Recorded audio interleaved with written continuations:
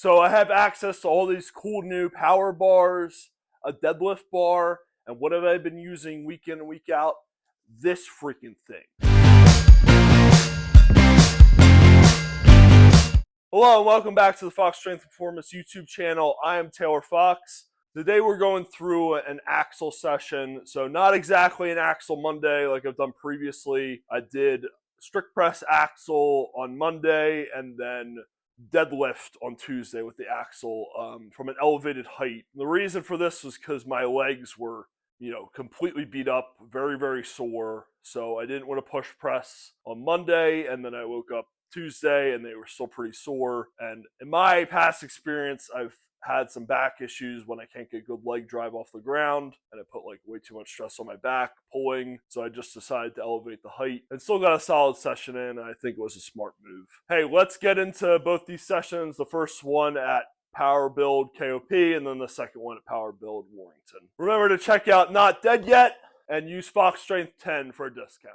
And welcome to the training commentary. So I was down in KOP doing some work, and I didn't want to fight through rush hour traffic just to get all the way back to train. So I zipped right over to Pwrbld KOP. It was very efficient and convenient, which is really the reason I liked getting this membership, to be able to use all three locations. Well, like I said in the intro, legs pretty beat up today, so I just went with some push press. Yeah, it's good to make changes like that and, kind of protect yourself, keep yourself healthy. And I think, like, the push pressing really benefited me today. Just being able to get, like, that movement pattern in and just work on the upper body a little bit and give the legs a rest, because I felt really, really good my push press session later in the week with cleans. So this was great. Overall, like, I didn't feel that great with the strict press. I always feel like the axle is pretty brutal doing strict press, but these did move better than they felt.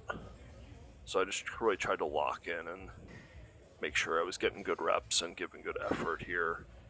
What everybody really needs to realize, like, to get through these long training blocks and, like, have longevity in this kind of sport and just strength training in general, like, you really just need to come in the gym and keep doing work.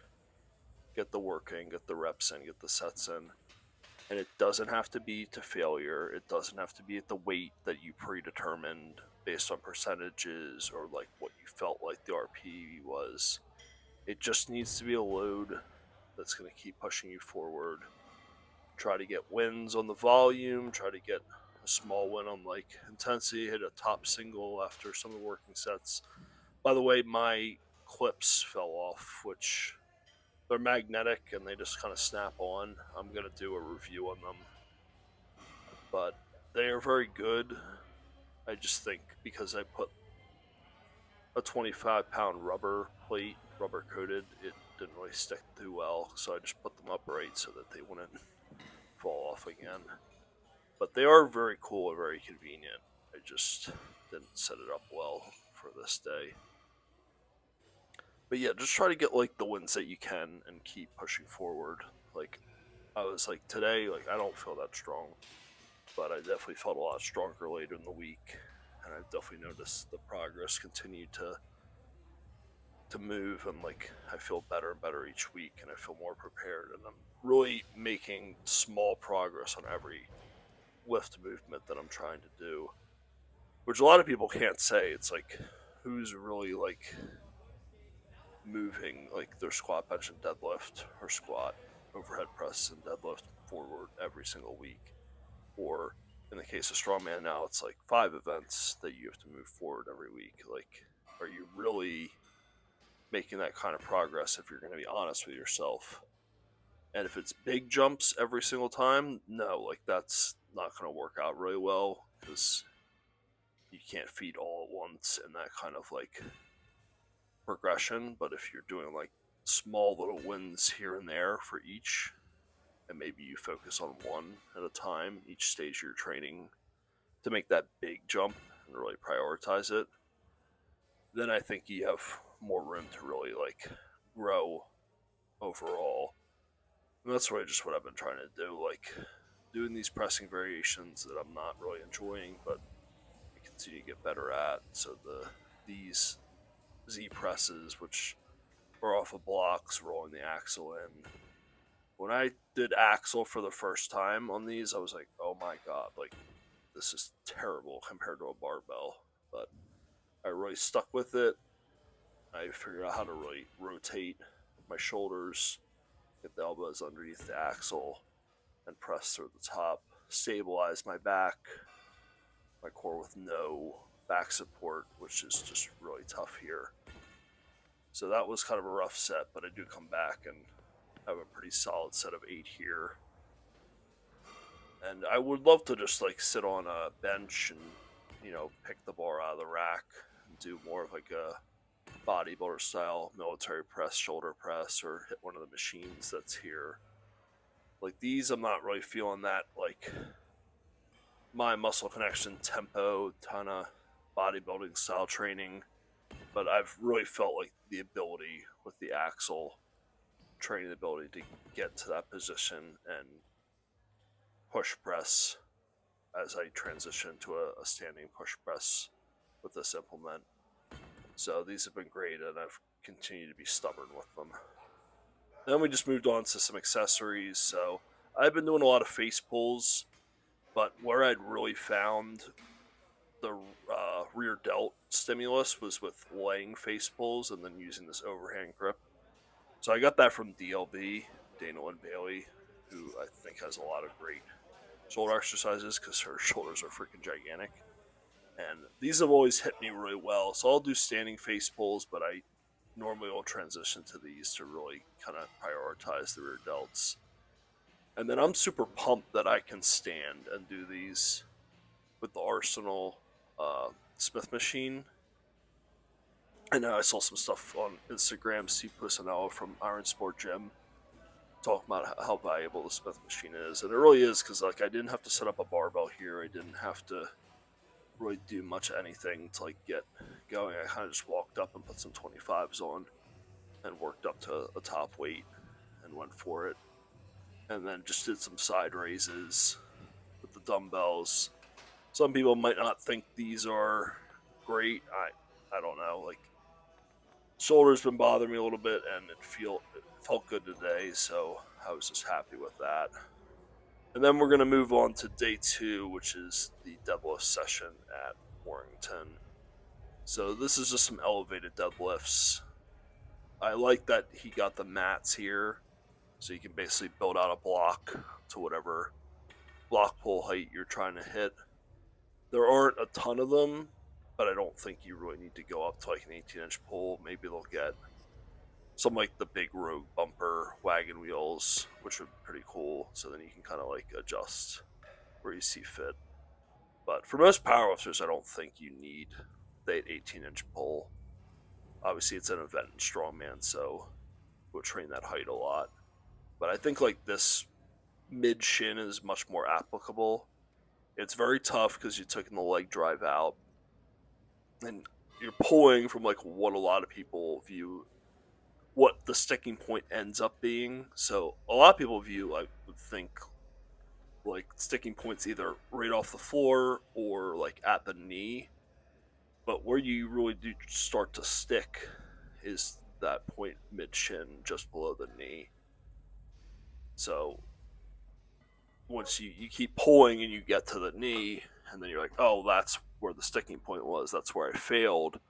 But where you started to really slow down was that point right before it, and lost your, acceleration of the barbell and, continuing to move that vertically in an efficient pattern.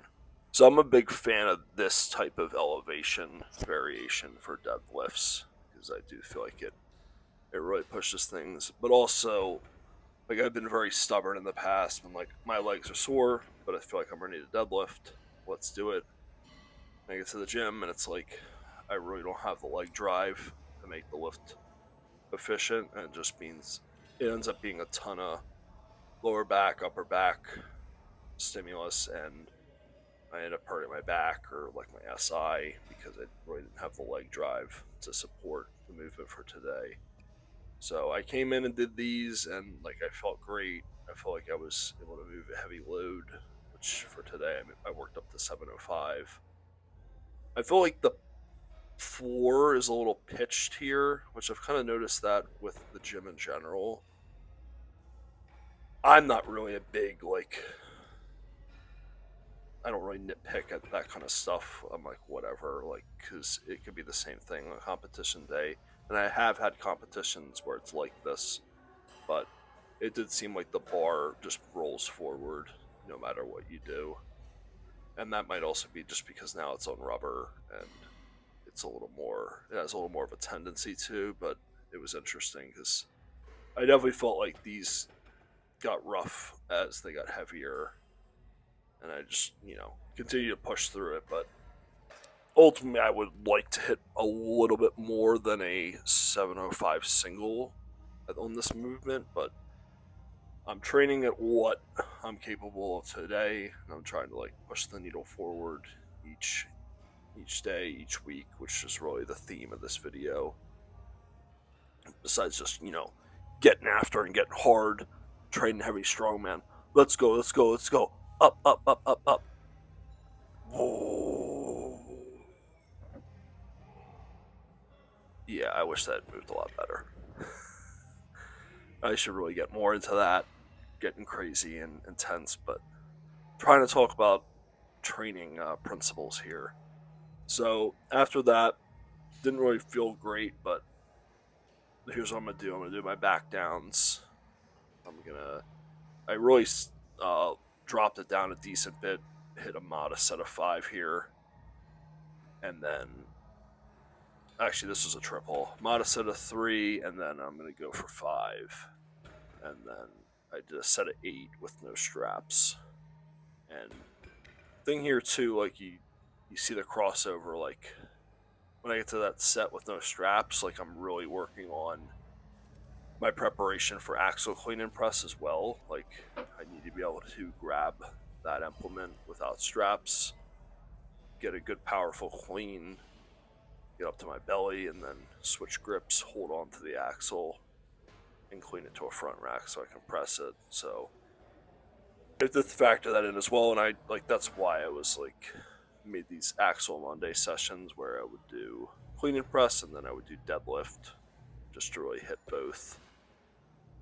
But I felt really good getting some clean, efficient reps working up, and then on these back downs, and just getting a lot of volume in today for not like feeling that great and recovered. And I made sure I worked in some abs. Big fan of doing deadlifts and straight leg raise variations, and these on the dip handles have really been helping my shoulder too. I think they're a good variation. I'm pretty sure I got these from Martin Rooney in his like fighter training manual, but these are really good. And then just got back to the last set of deadlifts with no straps, and really just pushing forward to get ready for next week and the following weekend. At this point, we are about 6 or 7 weeks out, and really trying to clean things up and bring it all together. I feel strong and I feel ready. But I hope you guys enjoyed the video. Leave some comments on if you're training axle, if you're training a different event, how that's going. Until next time, keep lifting those heavy weights and hold strong.